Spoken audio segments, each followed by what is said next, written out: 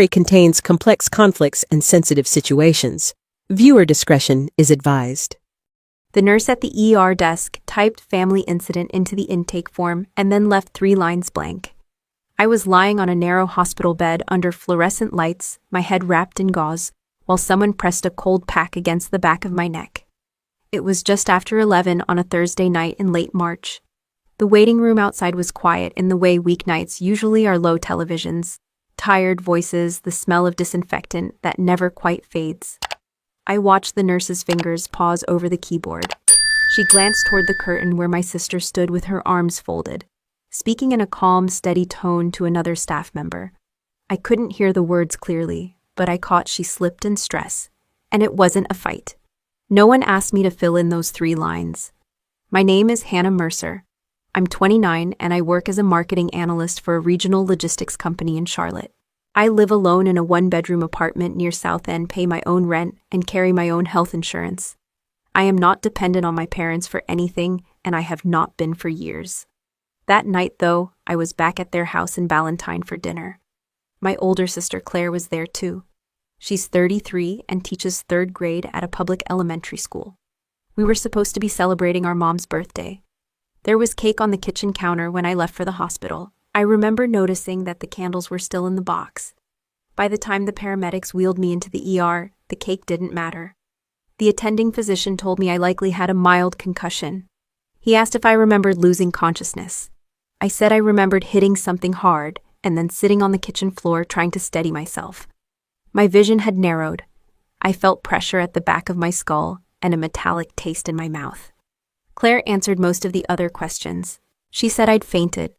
She said I'd been overwhelmed. She said she panicked and called 911 when I didn't respond quickly enough. I didn't correct her. I told myself it was because my head hurt, and I didn't want to argue in front of strangers. I told myself we could sort it out later. The paramedics had already taken their report. The nurse had already written family incident. When a uniformed officer appeared briefly near the nurse's station, he didn't approach my bed. He spoke to someone behind the desk, glanced once in my direction, and left. No one asked me whether I wanted to make a statement. After the CT scan came back clear, they discharged me with instructions to rest and avoid screens. Claire signed part of the paperwork, while I sat upright, slowly waiting for the room to stop tilting.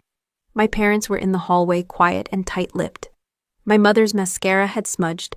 My father kept checking his phone as if he expected a different version of the night to arrive in a text message. On the way out, I saw the intake form clipped to the edge of my chart. Family incident. 3 blank lines underneath. I remember thinking that something about that space felt unfinished, not dramatic, not catastrophic, just unfinished. At that point, I still believed it was ours to fix privately. I did not understand yet how much power those 3 empty lines would hold, or how hard it would be to fill them once everyone had agreed to leave them blank. By Saturday afternoon, the bruise at the base of my skull had darkened from red to deep purple, and the headache had settled into something dull but persistent. I was back in my apartment in South End, blinds half closed, trying to follow the discharge instructions taped to my refrigerator. Rest, hydrate, avoid screens. My phone buzzed every hour with messages from family friends who had already heard some version of what happened. The version was consistent. I had fainted in the kitchen. Claire had caught me as best she could. She had called 911 because she panicked. There had been no argument, no raised voices, nothing unusual. Stress, maybe. Overwork. That was the explanation circulating quietly through our extended family by lunchtime the next day. I didn't correct it. On Friday morning, before I drove back to my apartment, my parents asked me to sit at the dining room table with them. The cake from the night before had been wrapped in plastic and pushed to the back of the counter. Claire was already there, dressed for work, hair pulled back neatly, as if the previous night had been a scheduling inconvenience. My father had a printed copy of the discharge summary in front of him. He had highlighted the line that said mild concussion. He said we were fortunate it wasn't worse. He said emergency services had responded quickly. He said there was no reason to involve anyone else. Claire nodded along, her hands folded over her purse on the chair beside her. She said the word accident more than once. She said she hated that I'd been hurt. She said she never meant for it to escalate. I remember noticing that no one used the word push. No one used the word shove. No one used the word fall in any specific way. They asked if I intended to file a complaint. The question wasn't framed as pressure, but it carried weight. My mother reminded me that Claire worked for a public school district. A formal report, she said, could have professional consequences, even if nothing came of it. I said I didn't plan to do anything. It was true in that moment. I was tired. The light above the table felt too bright, and my concentration slipped in and out. I wanted to go home and sleep in my own bed. I told myself that what mattered was that I wasn't seriously injured. Before I left, Claire handed me a grocery bag with leftover food and my jacket from the night before. She had already spoken to a neighbor who had seen the ambulance. She had told him I'd fainted. By the time I reached my apartment, the story had traveled further than I had. On Monday morning, I emailed my manager to explain that I'd be working remotely for a few days due to a concussion. I attached the doctor's note. He responded within minutes, told me to take the time I needed, and asked if everything was okay at home. I typed back that it was an accident and left it at that. The discharge paperwork sat on my kitchen counter for 2 days before I put it in a folder with my insurance documents. I did not request a copy of the full intake report. I did not call the hospital to clarify anything. The silence was not dramatic. It was administrative. My parents sent a text in a group thread that Sunday evening, thanking everyone for their concern and saying I was recovering well. Claire added a heart emoji. What stayed with me wasn't anger. It was the realization that by saying nothing, I had allowed the night to be simplified into something clean and contained. The more times the word accident appeared, the more fixed it became. And I began to understand that once a story settles into place, correcting it is not just emotional. It is procedural. The following Wednesday, just before 9 a.m, I logged into my hospital patient portal to download the paperwork for my insurance claim. My head was clearer by then, though the dull ache hadn't fully left. I was back at my desk in my apartment, answering emails in short intervals, the way my doctor recommended. I needed the visit summary to submit to my insurance company within 30 days. It was a routine task, the kind I handle without thinking. I clicked through the visit history and opened the full encounter record instead of the short discharge summary I'd already seen. That was when I noticed the intake note in its entirety. Under mechanism of injury, it read, "Family incident." Beneath it were 3 empty lines. No description of how I was injured. No notation of what emergency responders had been told. Just blank space embedded in an otherwise complete electronic record. Scrolling further, I saw a timestamp I hadn't paid attention to before. 22:47. Security notified of incoming dispatch call related to patient. The line sat between triage notes and vital signs as if it belonged there, but it didn't match the story I'd been repeating. No one had mentioned a security notification. I checked the timestamps against what I remembered. The ambulance arrived at my parents' house around 10:15. We reached the hospital sometime after 10:30. The intake note showed the call logged before my vitals were recorded. I downloaded the full PDF and saved it to my desktop. Later that afternoon, during a break between meetings, I called the hospital's health information department. The woman who answered confirmed that what I was seeing was the complete intake documentation. If there were additional reports, she said they would be filed separately through security or law enforcement, not in the standard medical narrative. There was no attachment in my portal labeled police report.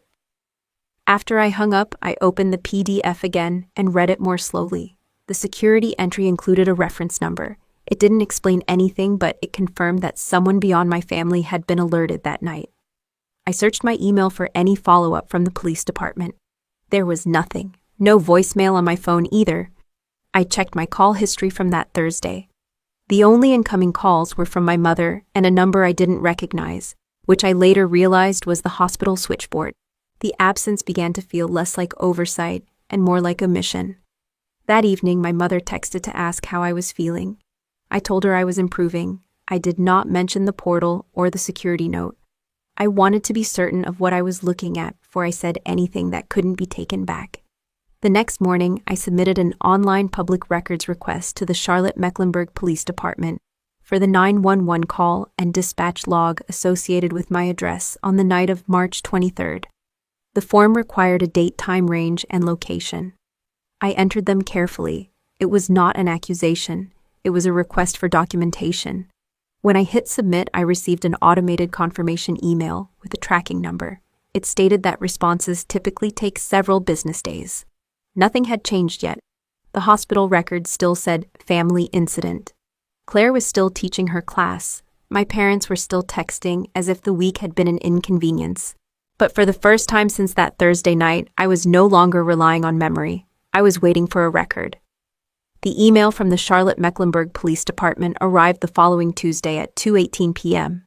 While I was on a video call reviewing quarterly numbers, I didn't open it immediately. I finished the meeting, closed my laptop, and let the room settle into silence before clicking on the attachment. The subject line referenced my tracking number and the date of March 23rd.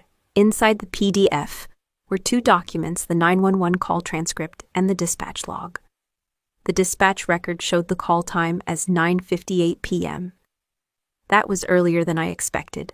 I had been in my parents' kitchen at that hour, standing near the counter, not yet on the floor. I remember the clock on the microwave reading 10:07 when I reached for the edge of the island to steady myself. The transcript was brief, but precise. The caller identified herself by name, Claire. She described a physical situation escalating in the home. She used the phrase, "she's not calming down." She did not say I had fainted. She did not say I had slipped. The operator asked if there were weapons involved. Claire said no. The operator asked if anyone was injured. Claire said not yet, but it was getting out of control. I read that line twice. According to the timestamp, the call ended at 10:02 p.m. The ambulance was dispatched immediately after. That placed the emergency calls several minutes before the moment I remember losing my balance. If I had fainted unexpectedly, as she later told the paramedics and our parents, there would have been no need to warn dispatch that something was escalating. I printed the documents and spread them across my dining table. The dispatch log confirmed an initial classification that included a domestic disturbance code before being updated to a medical assist. The update time was logged after the paramedics arrived on scene. The sequence was clear enough to raise questions, but not yet enough to answer them. At 5 that evening, my phone buzzed with a text from my father, asking if I was coming by for Sunday dinner. I stared at the message longer than necessary. The normal rhythm of family plans continued unchanged. I asked Claire the next day casually what time she thought she called 911. She said she wasn't sure. She said everything happened fast. She repeated that I'd collapsed, and that she reacted instinctively. I didn't mention the transcript. I didn't mention the phrase "out of control." Instead, I contacted my health insurance provider to confirm whether any police involvement had been flagged in their system. The representative placed me on hold and returned to say the claim was processed as a standard ER visit. No law enforcement notation appeared in the billing summary. On paper, nothing was complicated. In the record I held in my hands, the order of events did not align. The difference between 9:58 and 10:07 might seem small to anyone else. To me, it marked the space between anticipation and aftermath. Someone had called for help before the version of events we all agreed to had even occurred.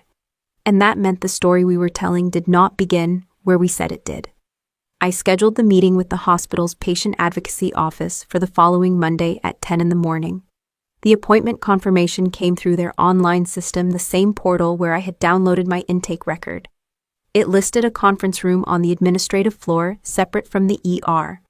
I took a half day off work and drove uptown, parking in the visitor garage and checking in at a reception desk that required a photo ID.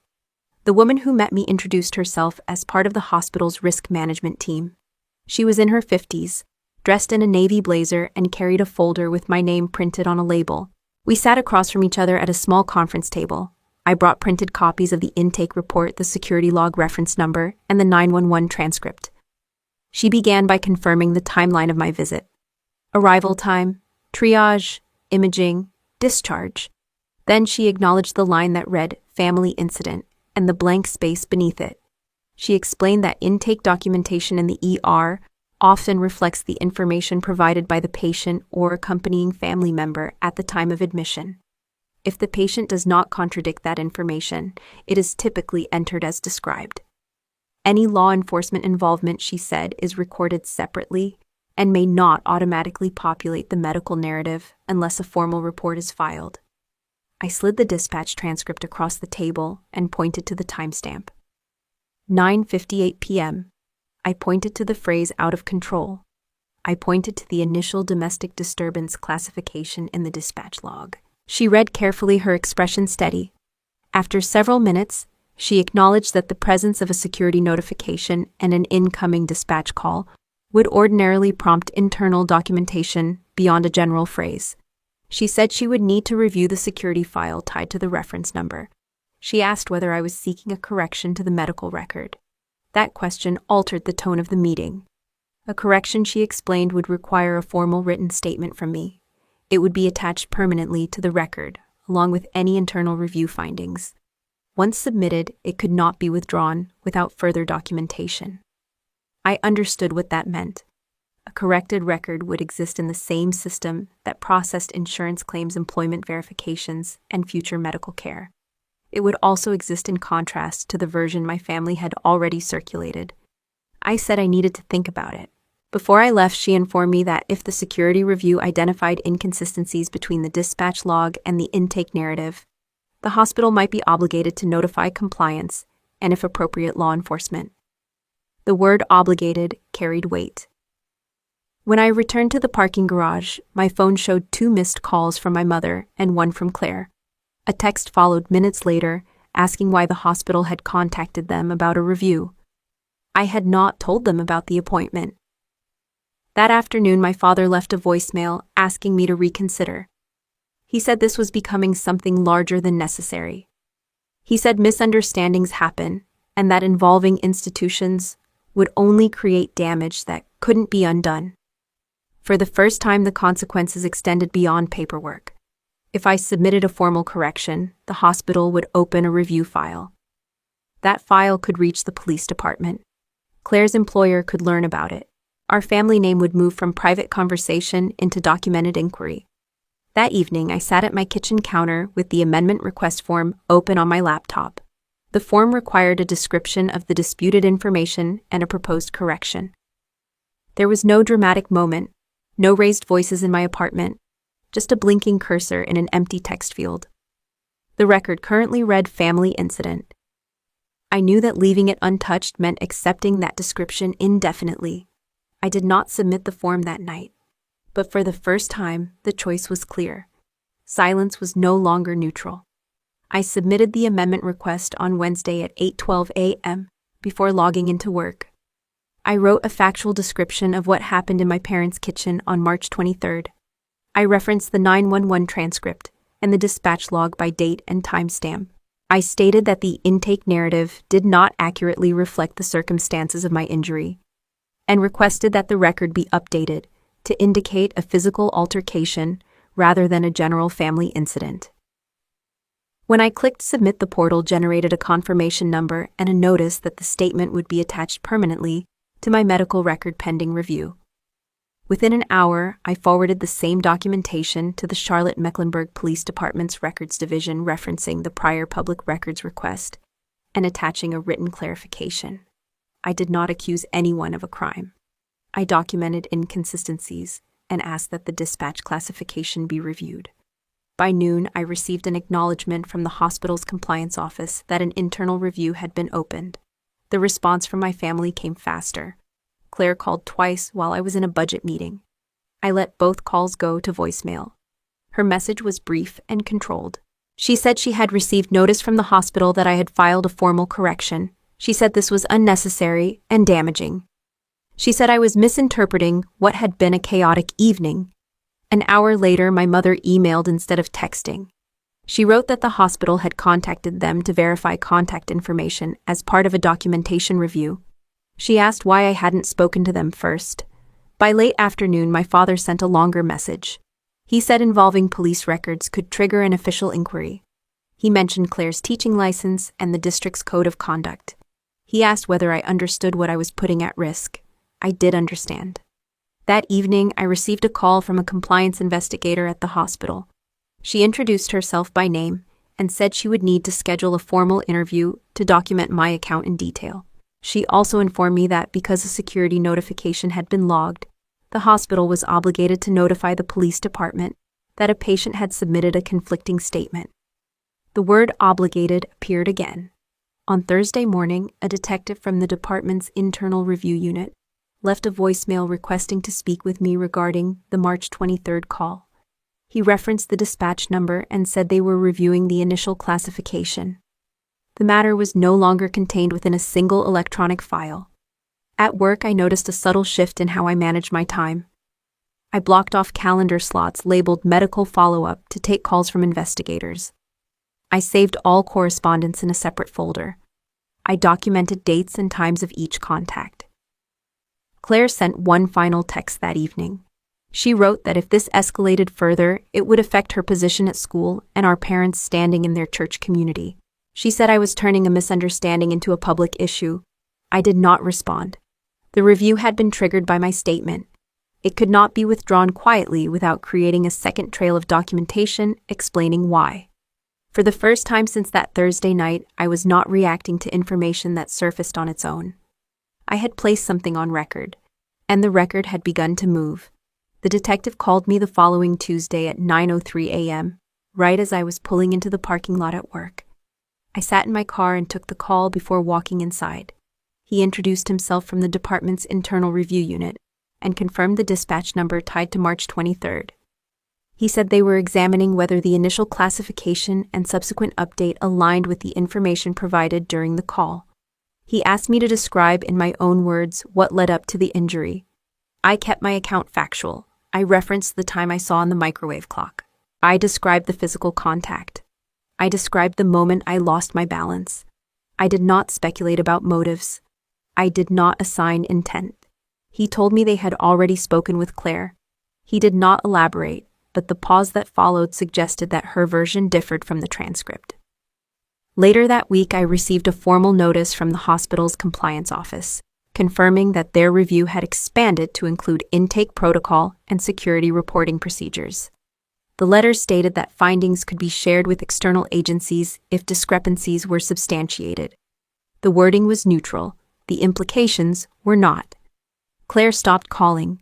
Instead, an email arrived from an attorney's office I did not recognize. The message stated that the firm represented Claire in matters related to recent allegations and requested that all further communication regarding the incident be directed through counsel. There was no accusation in the email. There was no threat. But the boundary was clear. That same afternoon, my manager asked if I had a few minutes to talk. We met in a small conference room with glass walls overlooking the floor. He said someone from the police department had called the company's main line to verify my employment and contact information as part of an ongoing review. He asked if there was anything he should know. I told him there was an inquiry related to a personal medical matter and that I was cooperating fully. I provided the documentation showing that I had initiated the correction request. He nodded and said the company's only concern was whether my availability would be affected. The conversation was professional, but I understood what had shifted. The issue had moved beyond my family and the hospital. It had reached my workplace. On Sunday, my parents canceled dinner for the first time in years. My mother said they needed space. My father did not follow up with a call. Claire's name appeared in the school district's publicly posted board agenda the following week, under a closed session item labeled Personnel Review. I did not know whether it was connected. I did not ask. What I did know was that every institution involved hospital police department employer was now operating within its own procedures.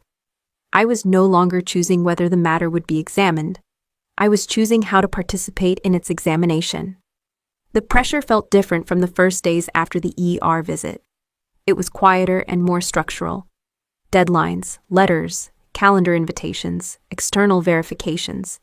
Each document created a new layer of record. Each record narrowed the path back to silence. The notice for the city administrative hearing arrived by certified mail on a Thursday afternoon in late April. It listed a date 3 weeks out and referenced both the original 911 dispatch number and the hospital compliance review. The hearing would take place at the Charlotte-Mecklenburg Government Center in a room typically used for municipal code matters. The stated purpose was to review the accuracy of emergency reporting and classification. It was not a criminal trial. It was a review of record integrity. I requested the day off from work and organized my documents in a plain accordion folder. the intake report, my amendment statement, the 911 transcript, the dispatch log, the hospital's acknowledgement letters, and the correspondence from Claire's attorney. The morning of the hearing, I arrived 15 minutes early. The room was smaller than I expected. A long table faced a raised desk, where 3 city officials sat along with a clerk who managed the recording equipment. Claire sat at the opposite end of the table with her attorney. She wore a neutral suit I had seen her wear to school events. She did not look at me. A representative from the police department presented the dispatch timeline. He walked through the original classification, the update to medical assist, and the internal review that followed my written clarification. He referenced the timestamps precisely. A hospital compliance officer then summarized their findings. She confirmed that the intake documentation had relied solely on information provided at admission, and that no supplemental narrative had been added despite the security notification. She stated that the hospital had amended the record to reflect that the injury occurred during a documented domestic physical altercation. Hearing the revised language spoken aloud changed something for me. When it was my turn, I described the sequence of events without raising my voice. I answered questions about timing and about the decision to submit a correction. I explained that my concern was not punishment, but accuracy. Claire's attorney argued that in chaotic situations, language can be imprecise, and classifications can shift based on limited information. He emphasized that no criminal charges had been filed at the time of the incident. The officials asked several clarifying questions about the gap between the 9:58 p.m. call and the later description of a fainting episode. They asked whether any statement had been made to first responders that contradicted the call transcript. The clerk marked each exhibit and entered them into the municipal record. There was no raised voice, no dramatic exchange, just a steady accumulation of documentation. At the conclusion, the panel stated that they would issue a written determination within 30 days regarding whether the initial emergency report had contained materially misleading information. Outside the building, the air felt heavier than it had that morning. Claire's attorney walked her quickly toward the parking garage, without acknowledging me. A local reporter stood near the entrance, but did not approach either of us. I remained on the steps for a moment, watching city employees filter in and out as if it were any other weekday. The matter had moved fully into public record. Whatever decision followed would not be shaped by family conversations or private agreements. It would be shaped by what had been entered into the file. The written determination arrived 26 days after the hearing, delivered by certified mail and posted simultaneously to the city's public records portal. I opened the envelope at my dining table on a Tuesday evening in late May. The letter was 6 pages long. The panel concluded that the initial emergency call contained materially misleading statements regarding the nature and timing of the incident. It stated that the reclassification to medical assist did not negate the original description provided to dispatch. The determination was forwarded to the district attorney's office for further review. 2 weeks later, the district attorney's office announced that Claire would be offered entry into a pretrial diversion program related to false reporting and providing inaccurate information to emergency services. The terms included supervised probation, community service hours, and mandatory counseling. Successful completion would prevent a criminal conviction, but would not erase the administrative findings. The announcement was brief. It appeared in the local legal notices section of the county website. Claire's school district placed her on administrative leave pending completion of the program. The district issued a short statement confirming that a personnel review was ongoing and that she would not be in the classroom during that period. There were no press conferences, no dramatic headlines, just notices and updates entered into systems that employers and licensing boards routinely monitor. My parents did not call when the determination was published. Instead, my mother sent a short message saying they were heartbroken and needed time to process what had happened. My father did not write at all. The following Sunday, the church bulletin from their congregation included a brief note asking members to pray for a family facing unexpected legal challenges. It did not name anyone. It did not need to. At work, the inquiries stopped. The detective confirmed by email that the internal review was complete and that the case had been referred appropriately. My manager told me no further employment verification requests had come in. The external scrutiny that had reached into my professional life began to recede. Claire's attorney sent a formal notice acknowledging the diversion agreement and reiterating that all communication should continue through counsel until the program was completed. I saw Claire once in person during that period by accident in the parking lot of a grocery store near my apartment. She was loading bags into her car. She looked smaller than I remembered, though that may have been the distance between us. We did not speak. The consequences were no longer theoretical. They were structured, scheduled, and documented. Claire had not been convicted. She had not been publicly shamed. But her position had shifted. Her classroom was reassigned. Her license status was under review. Her name was attached to a municipal determination. As for me, my medical record now reflected the amended description. The phrase domestic physical altercation appeared where 3 blank lines had once been. The system had recognized the discrepancy. It had not restored my family. That part remained unsettled. By early August, the diversion program was officially underway, and the administrative file tied to March 23rd had been marked as resolved pending completion. I requested a certified copy of my amended medical record and the city's written determination. The clerk at the records counter stamped each page and slid them across to me in a manila envelope. The language was precise. The classification was final. There were no blank lines. Claire began her community service that month. I learned that through a public docket update, not through family conversation. Her school district reinstated her on a probationary basis for the upcoming semester, with conditions attached to her employment record.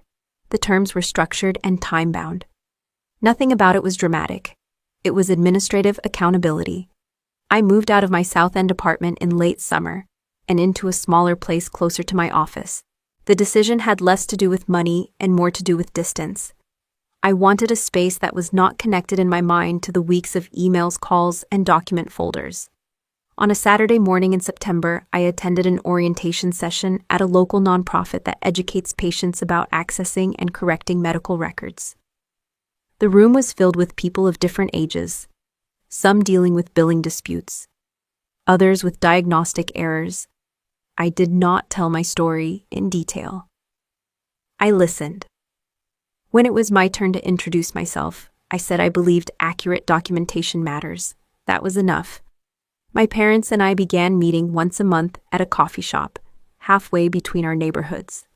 The first meeting was brief. My mother avoided eye contact at first, then held it longer than she used to. My father spoke carefully, as if each word required approval before release. We did not discuss Claire's legal obligations. We did not revisit the hearing. We talked about practical things: health insurance changes, a neighbor moving away, my cousin's new job in Raleigh. The boundary was clear and unspoken. Claire completed the first phase of her program by October. Her attorney sent a formal update, confirming compliance with the initial requirements. There was no apology letter attached. There was no request for reconciliation. I did not expect one. The amended intake report remains in my medical file. If I request my records for future care, it will be there. If an insurer reviews my history, it will be there. The phrase that replaced family incident is not comfortable to read, but it is accurate. Accuracy, I have learned, is a form of stability. The systems that once felt abstract: hospital protocols, dispatch classifications, municipal hearings, became tangible because I chose to enter them. They did not repair my family. They did not erase what happened in my parents' kitchen. They established a record that cannot be quietly rewritten. I no longer check the public docket each week. I no longer wait for new notices in the mail. My life has returned to its ordinary rhythm. Work deadlines, grocery lists, morning commutes. The difference is subtle but permanent. When I look back at the intake form from that night, I do not focus on the 3 lines that were left blank. I remember the moment I decided they did not have to stay that way. If you've ever had to correct a story that others were comfortable leaving unfinished, I'd be interested to hear how you handled it. Share your experience in the comments.